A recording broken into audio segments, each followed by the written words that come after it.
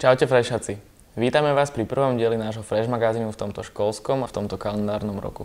Našu 10. epizódu sme si pripravili z nášho pôvodného štúdia. My sa pozrieme na oktobrový učiteľský team building. Každý je svojím spôsobom súťaživý a naši učitelia si svoje schopnosti opäť merajú na tradičnom team buildingu.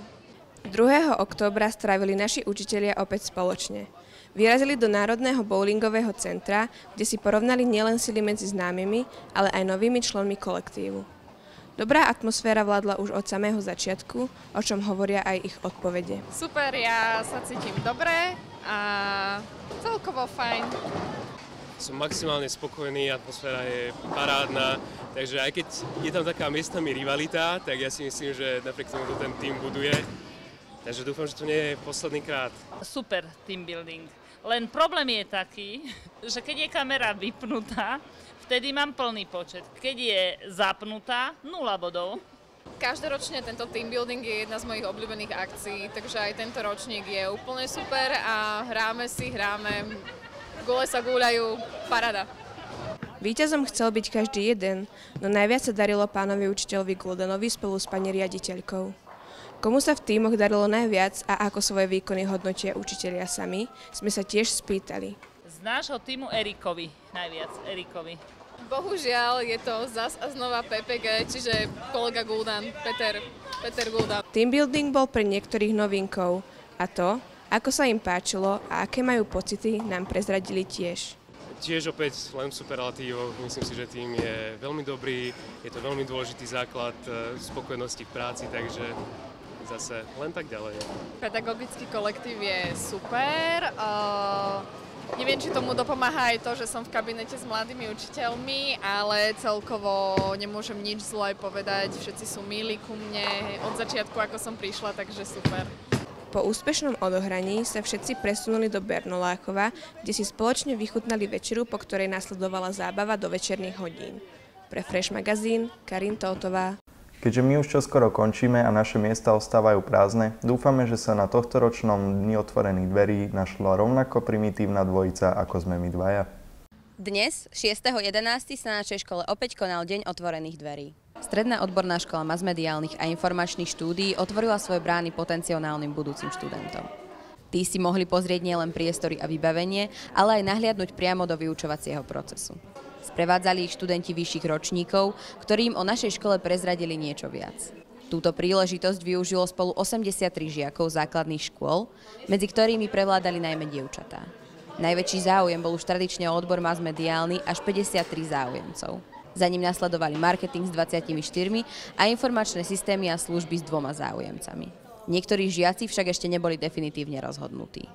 Návštevníkov sme sa opýtali, prečo sa rozhodli prísť na Deň otvorených dverí práve na našu školu. Pretože vlastne ma zaujímajú počítače a tak a rád by som sa o nich dozvedel viacej. Pretože ma to zaujíma a beriem to ako naozaj dobrú šancu to využiť. Bol to môj taký splnený sen sem ísť a písať a chcela by som sa aj vlastne preukázať akože niekde v médiách a tak. Zaujímalo nás aj, čo sa im na škole najviac páči. Páči sa mi tu ten kolektív a hlavne, že sú tu milí učitelia, jak som zatiaľ mohla vidieť a zaujímavé predmety. Je tu dobrá spoločnosť, pozitívni ľudia a úplne v pohode. Bufet. Tak najviac sa mi páčilo, že vlastne aké predmety máme a o čom sa tu bude učiť. Posledný deň otvorených dverí nás čaká ešte v novom roku. Pre Fresh magazín Barbora Haulíková. Adam, bol si tam? Kde? Organizácia Stará jedáľaň usporiadovalo jednu akciu. 23. septembra organizovala Stará jedáleň a Mládež ulice komunitný festival pre mestskú časť Rača.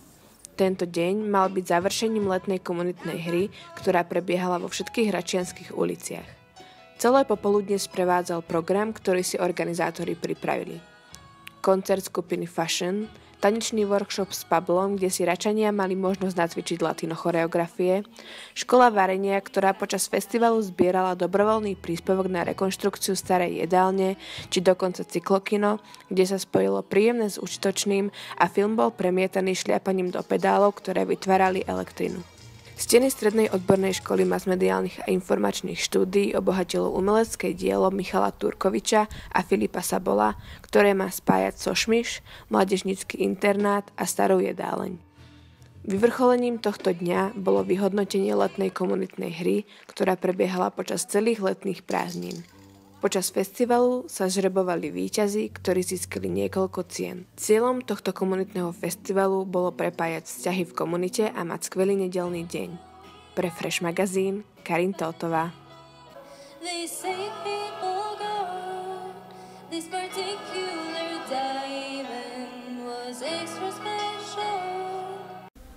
Laci Strike, Tommy Kid, Strapo. To je kto? Ty si prostý? Nie, to kto je? Niekto z Chrochote? Poď si spolu s divákmi reportáž od Miloša Audyho. Naša telocvičňa sa 21.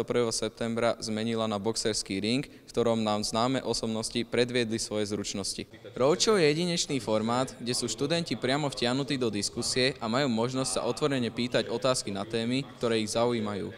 Keďže naša škola bola jednou z víťazných, show sme si mali možnosť pozrieť aj my. Postupne do ringu prišli slovenský reper Strapo, bývalý profesionálny boxer a tréner Tommy Kid Kováč, tanečník Laci Strike spolu so svojím spolutanečníkom Nespím a blogerkou Jankou Schweighoferovou alias Jankou Travel Hackerkou. Predviedli nám svoje schopnosti a porozprávali životné príbehy. Strapo zarepoval pesničku s názvom Loading zo svojho albumu 23, telocvikár Matej Ueda si v exibičnom zápase v ringu zaboxoval s Tomím Kováčom. Laci Strike spolu s Nespím a vybranou žiačkou zatancovali hip-hop a Janka nám dala niekoľko tipov, ako ušetriť na letenkách do rôznych svetových destinácií. Opýtali sme sa, čo ich na týchto predstaveniach baví. Ľudia ma bavia, lebo vlastne na každej škole sú úplne iní ľudia, úplne iné otázky. Baví ma to počúvať, potom vlastne som na konci ako tá čerešnička. Takže to ma baví hovoriť, baví ma tancovať s Lacim. Čo ma baví? Všetko.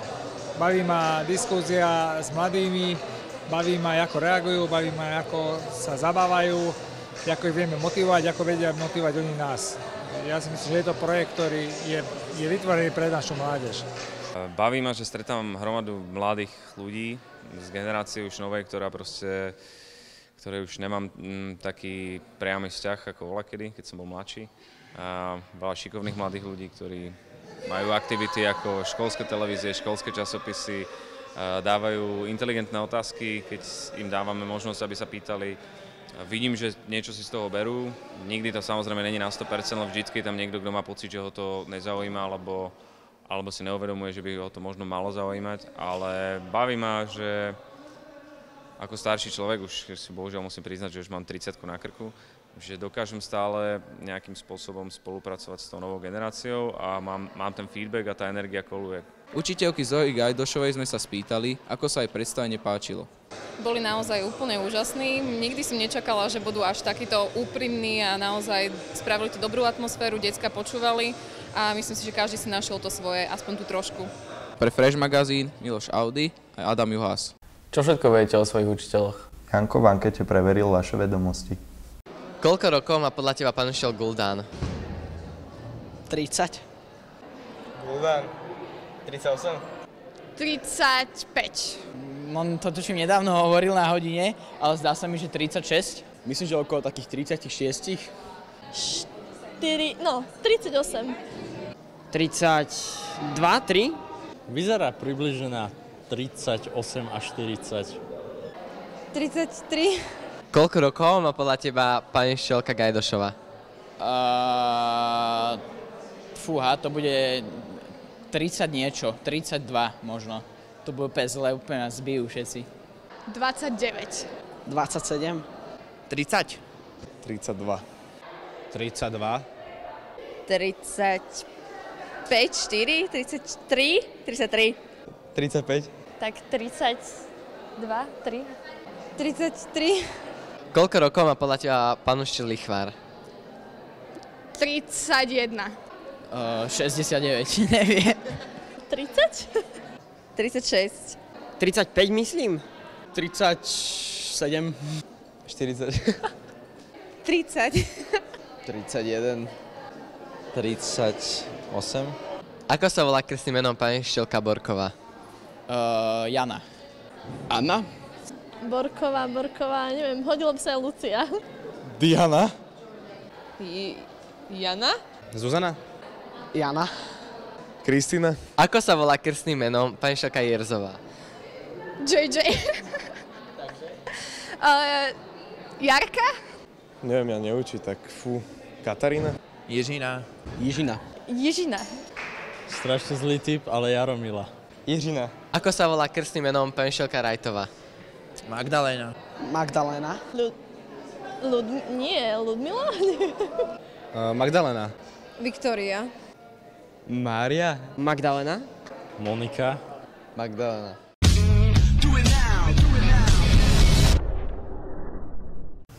V štúdiu vítame našu spolužiačku Veroniku Babovú. Čaute. Keďže 4. B mala nedávno Stužkovú a ty si mala hlavný nápad na ich film Únos 2, ako ti to celé napadlo? Takže vedeli sme ako trieda, že chceme spraviť nejaký film a ja osobne som chcela spraviť nejakú dieru do sveta proste s našim filmom. Nechcela som to spraviť nejak obyčajne alebo trápne. Tak som nad tým celkom rozmýšľala a rozmýšľali sme aj viacerí nad tým a na nič sme v podstate ešte neprišli, ale raz tak večer som nevedela proste zaspať, tak som si povedala, že rozmýšľať nad niečím užitočnejším, tak mi to nejak zrazu sa spojilo, hej, v hlave toto. A síce prvá verzia toho príbehu vôbec nevyzerala ako konečný film, ale som veľmi rada, že sme to takto dali. Vieš nám povedať nejaké pikošky z natáčania? Pikošky, no napríklad vždy, keď sme proste išli natáčať, sme väčšinou improvizovali a scenár sme písali asi deň dopredu. Bola akože celkom sranda, čo ste mohli vidieť aj na Behind the Scenes. A napríklad v mojej scéne, čo si hneď tak rýchlo spomeniem, som tam mala ísť do kostola, akože ma mali ukradnúť. A dali sme Paťu donútra, do toho kostola, že bude čakať vlastne s tým návlekom na hlavu. A ja som mala proste prísť donútra. A medzi tým, jak sme už začali točiť, tak Paťa už čakala tam vnútri. A zatiaľ došla tetka donútra proste, a akože ešte nedošla, ale chcela to otvoriť tie dvere a Paťa by na ňu vybehla, tak sme museli za ňou bežať, že tetka, stojte, že nechoďte tam. A tak. A aké sú zatiaľ ohlasy na film? Ohlasy? Ja a moji spolužiaci sme to zdieľali všade po Facebooku a babke sa to ľúbilo, aj susede sa to ľúbilo. A akože aj mojim rodičom, čo boli na Stužkovej, boli radi. Aj keď určite to asi nepochopili úplne, že čo sme tam chceli v nejakých scénach, lebo to bolo hlavne o nejakých inside jokoch. Tak a určite si ho pozrite, bude link v popise. Tak určite si to teraz chodte pozrieť. Čaute. Čaute.